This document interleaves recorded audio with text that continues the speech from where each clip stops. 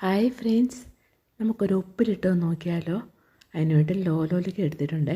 അത് നല്ലപോലെ കഴുകി വൃത്തിയാക്കി തുടച്ച് നമ്മളൊരു കുപ്പിയിലിട്ട് വയ്ക്കണേ. അതിന് ശേഷം അതിലേക്ക് ക്യാരറ്റ്, ഇച്ചിരി കുക്കുംബർ, അങ്ങനെ അത് ചെറുതായിട്ട് നീളത്തിലരിഞ്ഞതാണ്. അത് നമ്മൾ അതിലോട്ട് ഇട്ട് വയ്ക്കുവേ. ഇട്ട് വെച്ചിട്ട് അത് ഓരോന്നോരോന്നായിട്ട് ഇറക്കി വയ്ക്കണം.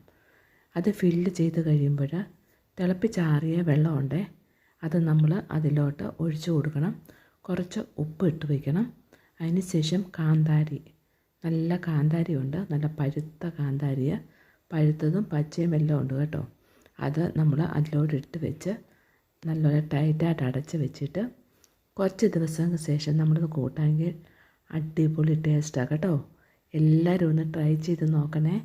ഇഷ്ടപ്പെട്ടെങ്കിൽ ലൈക്ക് ചെയ്യാനും ഷെയർ ചെയ്ത് സബ്സ്ക്രൈബ് ചെയ്ത് സപ്പോർട്ട് ചെയ്യാനും മറക്കല്ലേ. പുതിയൊരു വീഡിയോയുമായിട്ട് നമുക്ക് വീണ്ടും കാണാം. Okay, bye bye.